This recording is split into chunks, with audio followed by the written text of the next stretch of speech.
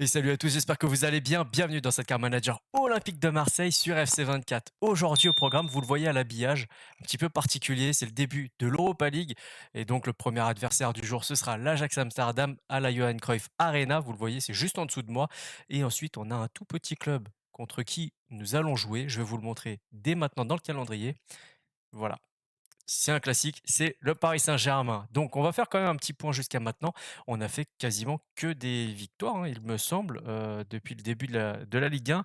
2-1 contre Reims, 3-0 contre Metz, 1-0 contre Brest, 1-0 contre Nantes et 1-0 contre Toulouse. C'est vrai que c'était des matchs un petit peu plus compliqués, mais on a réussi à arracher les 3 points à chaque fois pour bien débuter dans cette, phase de poule de Ligue Europa. Contre l'Ajax, ce serait une bonne chose de bien démarrer avec une victoire, mais il faut pas oublier que 3 jours après, on a Paris Saint-Germain et donc ça va être assez compliqué à négocier. Il va falloir faire avec les formes et les méformes du jour et donc on va déjà se positionner pour jouer ce match. On va faire la petite, conférence de presse. Ensuite, je ferai la séance d'entraînement que je vous couperai au montage et on verra pour la compo juste après. Thank you all for joining. We're now ready for questions. Vous devez sûrement croire en la qualité de vos joueurs, c'est une question d'attitude et de confiance. Mais vos joueurs sauront-ils gérer la pression? Ouais, bah, ils ont intérêt parce qu'on est quand même à l'OM et donc on doit répondre aux attentes. Voilà, c'est un club avec de fortes exigences, historiquement parlant, donc il faut se montrer à la hauteur. Pourquoi continuez-vous à faire de Unai un titulaire alors qu'il n'a montré aucun signe d'amélioration depuis quelques matchs? Il doit jouer pour retrouver son niveau, mais en même temps, il faut pas retirer la chance aux autres qui jouent au même poste. Voilà, il faut être juste avec tout le monde. Vous débutez cette compétition, votre équipe peut-elle démarrer par une victoire? En vrai, l'Olympique de Marseille a fait match nul, hein, si je dis pas de bêtises. Qu'est-ce qu'on peut démarrer par une victoire? Oui, oui, oui, mais il faut rester concentré pour ça et faire très attention parce que en face, c'est pas n'importe qui. Même si en vrai, l'Ajax, je sais pas si vous avez fait attention à ça, et ben ils sont derniers Thank you for all your de questions. Redivisi. We're now finishing up. C'est assez particulier à voir.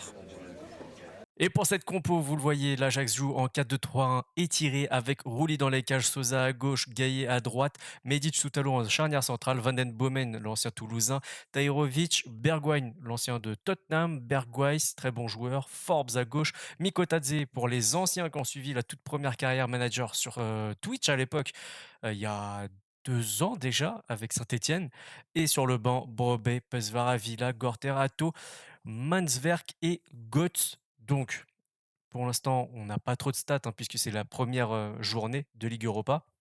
Ils ont un style de jeu standard, pas de joueurs clés défensifs, 2 joueurs clés offensifs, Van den Bomen, l'ancien Toulousain, et Bergwijn. Il va falloir faire très attention à ces 2 joueurs-là, essayer de les bloquer le plus rapidement possible et on va passer à notre compo.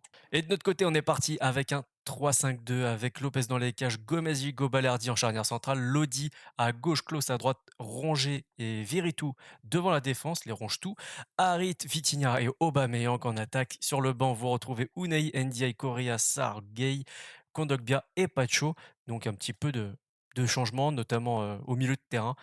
Après, on a un banc qui devrait faire l'affaire. Maintenant, il va falloir rester très focus sur tout au long de cette rencontre. On est toujours en mode légendaire, 3 minutes, et c'est parti.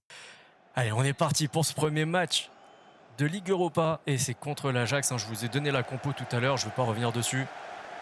Par contre, je peux vous dire que l'objectif du jour, déjà, forcément, c'est de bien commencer, donc de gagner cette rencontre. Voilà, déjà, je pense que c'est une bonne chose. Mais surtout, de ne pas cramer notre, notre effectif. Parce que, comme vous l'avez vu tout à l'heure, on a un gros match contre le PSG. Et même si on n'a fait que des victoires depuis le début de la Ligue 1, c'est pas. Alors, si, c'est forcément comptable pour le classement. Mais c'est aussi pour dire, voilà, le renouveau de l'Olympique de Marseille. Et on peut battre le PSG à nouveau. C'est surtout ça. Mais non, Aubameyang, t'étais bien parti. Pourquoi t'as pas continué ta course? C'est fatigant ça.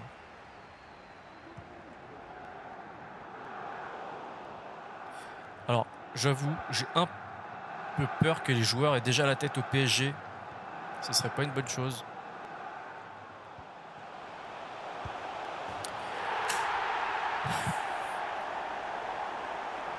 Allez, Mikotadze, le géorgien, qui ouvre le score à la 17e minute de jeu. L'ancien stéphanois.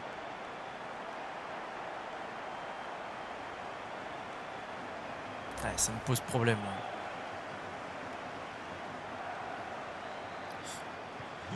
Allez, faut se réveiller.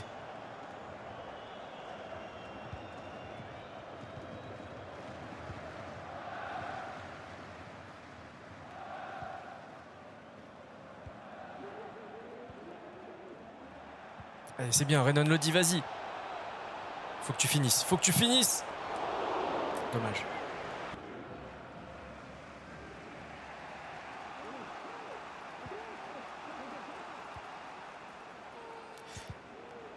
Oh là là là là.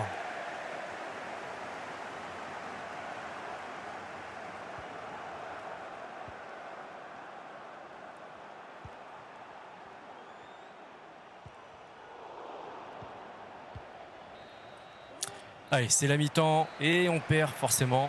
But de Mikotadze et non, ça fonctionne pas. Même si on a la possession, c'est assez stérile. Un tir cadré, encore heureux. En face, bah, ils ont fait preuve de réussite.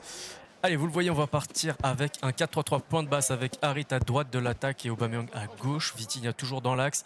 On a fait sortir Totti Gomez pour Unai au milieu de terrain. Et j'espère que ce sera suffisant pour au moins aller chercher le petit but de l'égalisation.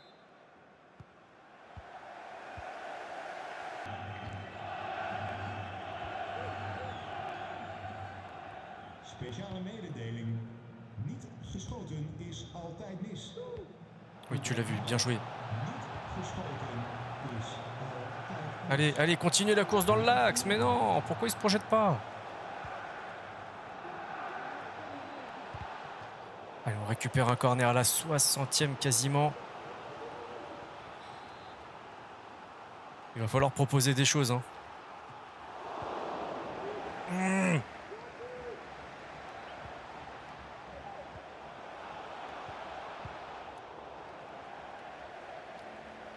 Allez, allez, allez. Oh. Ça, c'est fini. Plus de pressing. Ah, pourquoi pas, pourquoi pas. Non, ils se sont bien ressortis.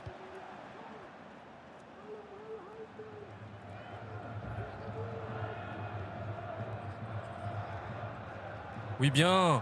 Allez, Rongier. Allez, mon gars. Yes! Très, très malin. Parfaitement joué de la part de Rongier, qui a vu Aubameyang libre derrière le défenseur. Allez.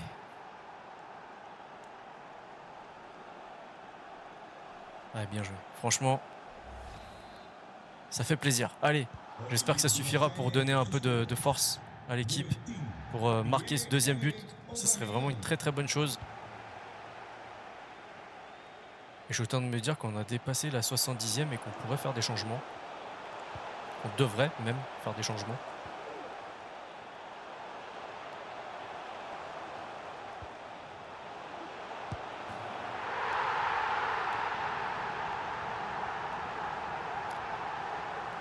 Ouais, bah ouais. Bah ouais. Quand tu dois pas gagner un match, c'est ce qui se passe. Hein.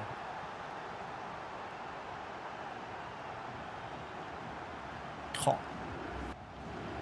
Allez, à peu près 15 minutes pour réagir et vous le voyez, on fait des changements. Toujours en 4-3-3 point de basse. Donc que du poste pour poste.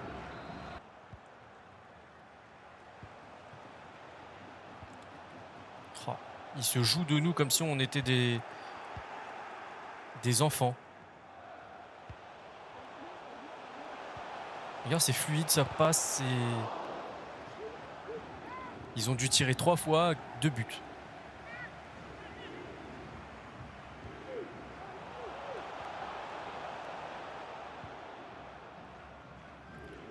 Allez, il faut monter les gars. Pourquoi vous restez là derrière comme ça? Oh, c'est démoralisant.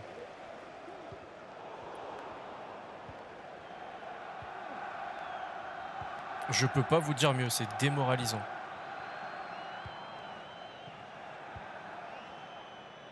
Ils ont la tête au PSG ou j'en sais rien, mais...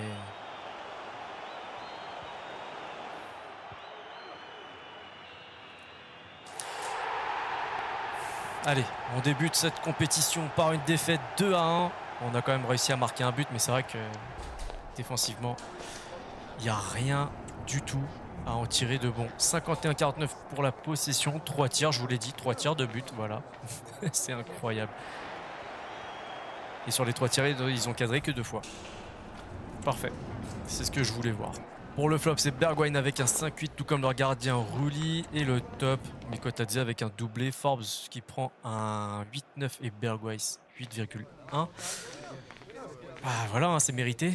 Le meilleur joueur, c'est Rongier et Aubameyang avec un 8-2 et un 8-1. Et le flop, notre gardien, Unai 4. Ouais, bon, c'est match très très compliqué. Some questions regarding the match? Allez, on va essayer de répondre poliment. Un match difficile, vos joueurs ont-ils manqué de confiance? C'est inadmissible. Est-ce qu'ils ont été la meilleure équipe? Bah ouais. Ouais.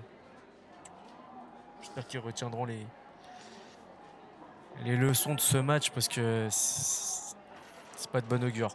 Après le but encaissé en seconde période, l'équipe n'a jamais pu recoller au score. Bah, on n'a pas pu poser notre jeu, hein, tout simplement, et c'est vrai. Mais en même temps, c'est un petit peu de la faute de nos joueurs puisqu'ils n'ont pas essayé.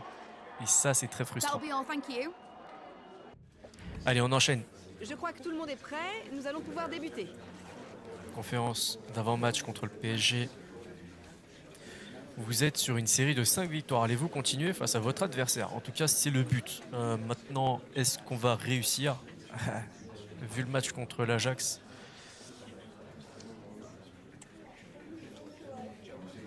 Voilà, voilà. Cette équipe veut se rapprocher de la tête du classement. Estimez-vous qu'elle a des chances d'y parvenir après votre confrontation? Ouais. Ouais. Alors, nous sommes le meilleur. Pas du tout. Ça, il faut être réaliste. Que le meilleur gagne. Que le meilleur gagne. Et puis, si on doit perdre un match cette saison, allez, tant pis pour celui-ci. Comment vous êtes-vous préparé pour le prochain match face à vos rivaux? Bah, t'as pas vu, on a perdu contre l'Ajax. C'est comme ça qu'on s'est préparé. Ah, je suis dégoûté pour le match d'Europa League. Vraiment. En vrai, dans ma réflexion, je me dis, en tant que supporter de Marseille, est-ce que on préfère gagner un titre, quitte à perdre contre le Paris Saint-Germain durant la saison, ou l'inverse? Donc, gagner un titre, mais ne jamais battre le PSG de la saison. Pour moi, un titre, ça vaut plus qu'une victoire contre un rival. Maintenant, j'arrive à comprendre ceux qui se disent si on doit gagner un match, c'est celui-ci. Allez, on va s'intéresser à cette équipe du PSG qui joue en 4-3-3 resserré avec un bilan de 1 défaite et 4 victoires, avec une belle équipe, hein, forcément. Donnarumma, Lucas Hernandez, Kipembe, Marquinhos, Mukiele, Ugarte, Soler, Merino, Lee, Mbappé et Asensio. Sur le banc, Dembélé, Navas, Colomboigny, Skriniar, Mendes, Vitinha et Gonzalo Ramos. Sur le plan tactique, il joue en contre-pressing, joueur clé défensif. Kipembe et Mbappé pour le côté offensif, ça, pas de grande surprise. Maintenant, on va regarder notre compo. Bon, de notre côté, avec un petit peu de fatigue, on est obligé de faire certains choix. Vous allez le voir au fur et à mesure de la compo. On va jouer en 4-2-3-1. Schéma un petit peu nouveau dans cette carrière. C'est la première fois qu'on va s'en servir. Mais bon, j'avais un petit peu en tête ce genre de choses lors d'un adversaire un petit peu exceptionnel. Et vous allez voir, on a Klose à droite, Merlin à gauche, Gomez et Gigot en charnière centrale, Lopez toujours dans les buts. Devant la défense, on a Kondogbia et Rongier, donc du très costaud. On a Harit qui est un petit peu fatigué sur le côté gauche, vous le voyez. Correa derrière Vitinha et Sarr à droite. Sur le banc, Aubameyang, Gay, Ndiaye, Unai, Veretout, Gendret et Pacho. Et, et donc, forcément, il faut être assez solide au milieu de terrain. Par contre, voilà, vous le voyez, Lodi pas mal fatigué, Balerdi encore plus fatigué. Et derrière, on n'a pas une profondeur de banc incroyable non plus. Donc, forcément, il faut faire des choix. Et voilà pourquoi ces joueurs sont dans ce schéma-là. Allez, on va se laisser l'avant-match quand même. Au Parc des Princes, c'est pas tous les jours. En plus, on a la chance d'avoir certains stades modélisés en Ligue 1. Donc autant en profiter un petit peu.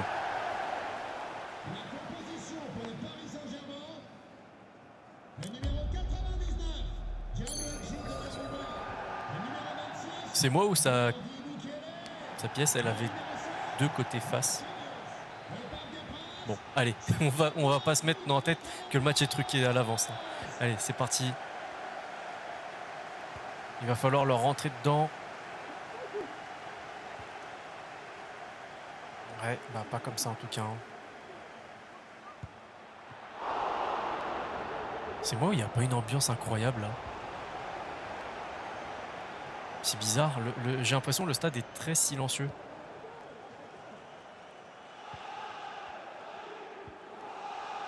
Ouais, ça commence un petit peu à monter. Allez, Sarr sur sa première action. Vitinha. Yes. Harit qui ouvre le score. On n'entend rien. On n'entend rien. Electronic Arts. Sérieux. Ok. Ah bah, tu vois, en plus j'allais dire ok, on peut se dire pas de déplacement, les supporters marseillais à Paris et inversement. Mais on vient de les voir là, ils étaient là les supporters marseillais. Mettez-nous un peu d'ambiance, je sais pas. En plus un classico, enfin, un classique. Pour respecter les termes. Il n'y a pas d'ambiance. C'est incroyable. But pour l'Olympique de Marseille. Je suis choqué. Il n'y a pas d'ambiance. Même moi, du coup, ça me sort un peu du match.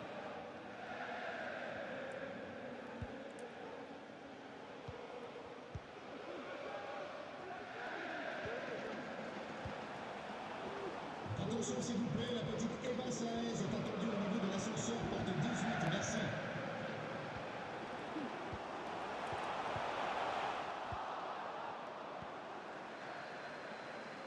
Est-ce que notre coup tactique de passer en 4-2-3-1 les perturbe tant que ça? Hors-jeu? Ouais, il y a un petit hors-jeu, dommage. Mais vous allez voir, les supporters marseillais, ils sont là-bas, là, dans le coin. Vous allez voir, à un moment donné. Au moins les entendre eux, je sais pas. Là, le sound design, il est pas... Ah, incroyable.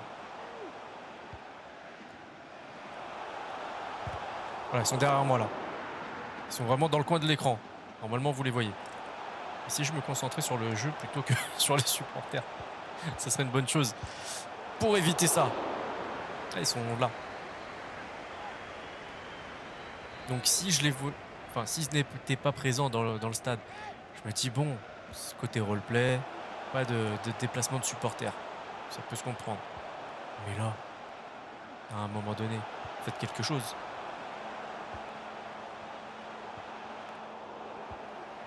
Ouais, c'est bien. La contre-attaque. Il va y aller tout seul, hein. Il va y aller tout seul. Non mais sérieux, je croyais que c'était plus possible sur ce jeu-là de faire des actions pareilles, des tout droits là. Sarr, il a mis tout le PSG dans sa poche sur une action. Bon, il aurait pu marquer et là vraiment ça aurait été incroyable. Mais et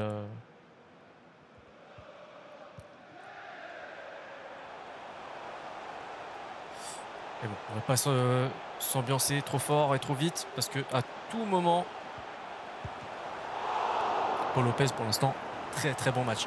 À tout moment, Mbappé va nous sortir une action sortie de nulle part là.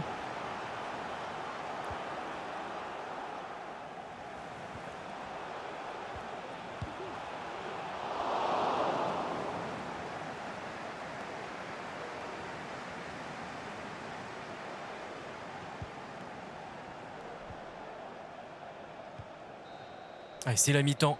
Mais vraiment, c'est incroyable. Je me sens presque obligé de vous parler. Pour pas que ce soit trop embêtant, ennuyeux à suivre. C'est assez incroyable.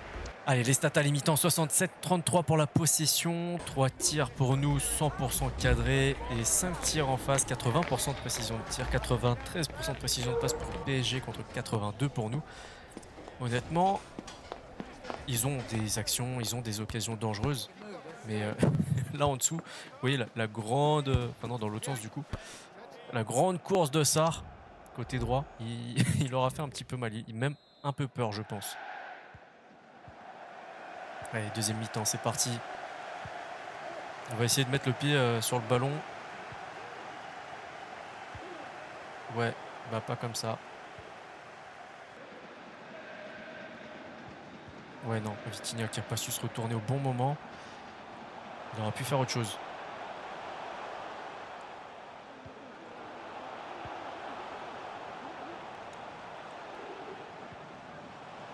Tu vois mon visage et la concentration que j'ai là à ce moment. Incroyable. Ah, 2 changements d'un coup pour le PSG. Soler et Lee qui cèdent leur place à Randal Colomoni et Dembélé. Donc là, ils ont pris les choses au sérieux, je pense. Là, ils nous prennent un peu plus au sérieux sur le poteau.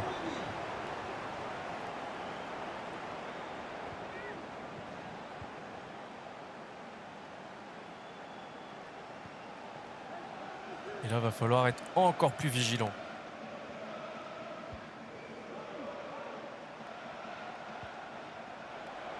Mais oui! Yes! Celui-là, il est beau. Celui-là, il est beau. Le doublé pour Amin Harit, 65e minute de jeu. 2-0. Et là, toujours une ambiance pas ouf, pour pas dire autre chose. D'autant plus que les supporters marseillais sont à l'autre bout, hein, tout au bout de l'écran là-bas. Donc on pourrait se dire, on les entend mieux. Parce que tout à l'heure, ils étaient à l'autre bout du terrain, machin. Là, quand même. Allez, Harit qui était extrêmement fatigué. On se rappelle, au début du match, il était déjà pas mal fatigué. Il cède sa place et il y en a 2 autres aussi. Vous allez le voir, ils sont par là, ça va apparaître à l'écran. Il y a Veretout qui a pris la place de Kondogbia, ou l'inverse, Kondogbia qui a pris la place de Veretout.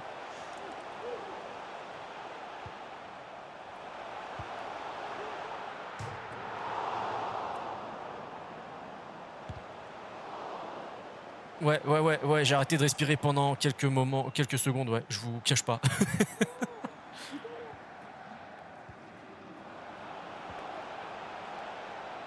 Et oui, Aubameyang du coup qui est rentré. Dommage. Je vais vous montrer la compo. Quand on aura un petit peu plus d'air, on va le faire juste après cette action-là.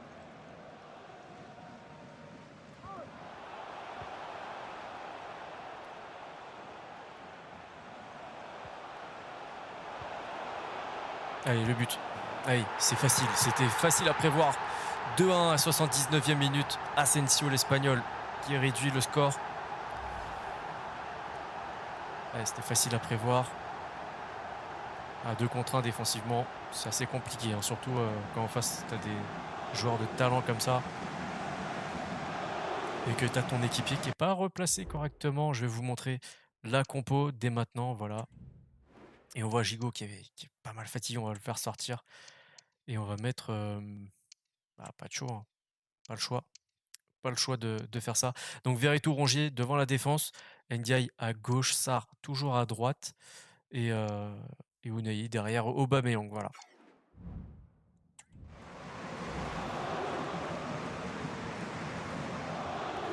Allez, 10 minutes à tenir.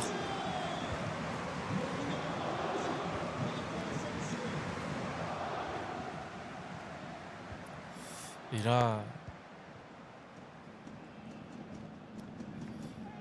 je vous cache pas que je suis pas hyper serein pour cette fin de match. Non, il joue trop lentement Aubameyang dans les phases de transition. Attention, la contre-attaque, ça va aller extrêmement vite. Ouais, bien joué.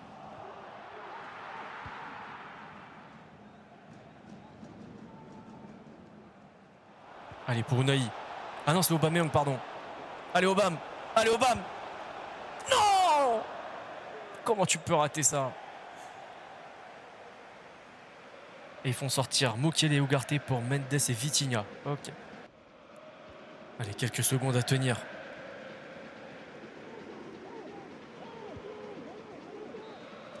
Yes. Yes. Allez, la victoire 2-1 contre le PSG au Parc des Princes dans une ambiance de bibliothèque. C'est simple, il n'y a pas d'ambiance. Je veux pas faire le mec qui critique pour critiquer, mais vous avouerez qu'il y a eu plus d'ambiance tout à l'heure contre l'Ajax que là contre le PSG. Pour les statistiques, 54-46, 11 tirs pour le PSG, 73% de tirs cadrés, 5 tirs pour nous, 80% de tirs cadrés, 90-94 pour la précision de passe. En soi, c'est vraiment pas mal. Pour ce qui est de la possession, ouais, je m'attendais à ça, hein, une possession pour nous assez basse et quelques incursions, quelques contre-attaques. Pour eux, bah voilà, hein, ils ont dominé leur sujet, malheureusement pas assez bien et c'est ce qui leur a fait défaut aujourd'hui. Pour les notes d'aujourd'hui, le flop c'est Donnarumma avec un 4,9, le top c'est Asensio, le buteur avec le statut d'homme du match et un 9,5, Mbappé prend un 7,5.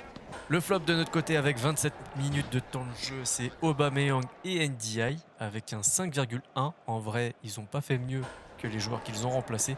Et en top, Harit avec un doublé, il est sorti, mais il était très fatigué. C'est surtout pour ça qu'il est sorti. Il prend un 8,7. Et Vitinha, un passeur D avec un 7,9. Et Paul Lopez avec un 7,9 aussi. Il a subi 11 tirs, 8 cadrés et 7 arrêts. Un but encaissé, 88% d'arrêt. Ça, c'est vraiment pas mal. Je suis avec l'entraîneur qui accepte gentiment de répondre à nos questions. Allez, les petites questions d'après match. Avec 2 buts et une victoire, Harit a été le héros du match. Quel est votre sentiment? Question. Oui, oui, oui. C'est un très très bon match de la part d'Amin Harit. Et on va le mettre en lumière lui plus que les autres, mais c'était un bon match dans l'ensemble. Votre série de victoires se poursuit. Combien de temps espérez-vous continuer ainsi? Je sais pas. Je sais pas. Tout le mérite revient aux joueurs, mais non, on se focalise sur le long terme. Je préfère. Je préfère. La preuve, on a perdu contre l'Ajax et derrière, on rebondit contre le PSG en Ligue 1. Donc ça va. Bravo pour cette victoire. Comment jugez-vous la prestation de vos joueurs? En dents de scie pour certains et très bonne pour les autres. Donc, alors, envie de rééditer ça, mais pas contre le PSG spécifiquement, hein. Vraiment envie de faire un match assez abouti. Merci encore. Mais j'aurais aimé que Aubameyang, que Unai soit un peu plus, enfin que les remplaçants en fait aient vraiment plus d'impact. Ça n'a pas été le cas, c'est pas grave, on a quand même gagné et c'est bien là l'essentiel. Mais j'aimerais bien avoir un effectif beaucoup plus compétitif. Correa par exemple, il n'a pas été hyper bon aujourd'hui, mais en même temps on compte pas sur lui comme un titulaire. Mais c'est pas une raison pour qu'il soit pas bon non plus. Vous voyez l'idée. Allez, on est premier après 6 victoires en 6 matchs, 10 buts marqués. C'est plutôt cool en fait, ça. Seulement 2 buts encaissés, c'est très très bien. Mais derrière, on voit que Strasbourg fait encore mieux à ce niveau-là. Et ils sont deuxième avec 16 points. Monaco derrière finit à la troisième marche du podium avec 15 points. Pardon, et PSG quatrième, 12 points avec 2 défaites donc et 4 victoires. On va regarder, on va défiler un tout petit peu, voir l'OL 12e avec 2 défaites, 3 nuls et une victoire. Ouais. Nantes, Nice, Toulouse. OK, ouais, ça commence, pas très, très bien pour les 3 là. Bah, Toulouse, bon, je les vois pas non plus, top tier, mais tu vois, entre la 8 et la 13e place, à peu près. Peut-être un peu plus haut, peut-être voilà, vous avez compris l'idée. Vous voyez, la semaine prochaine, le programme va être énorme avec Monaco, Brighton et peut-être Le Havre. Peut-être que je le couperai au montage, on verra. Dites-moi en commentaire si vous voulez le voir ou si vous préférez que je vous le coupe. N'hésitez pas à dire ce que vous en pensez dans l'espace commentaire de cet épisode. Si ça vous a plu, le petit like, le partage, le commentaire, l'abonnement si c'est toujours pas fait. Pensez à activer la petite cloche parce que vous êtes à peine 40% à les avoir activés. Et vraiment, je compte sur vous pour faire gonfler cette chaîne le plus possible. Si elle vous plaît, vraiment, parlez-en autour de vous. Merci du soutien. D'ici là, prenez soin de vous. Prenez soin des vôtres. À la prochaine. Ciao, ciao.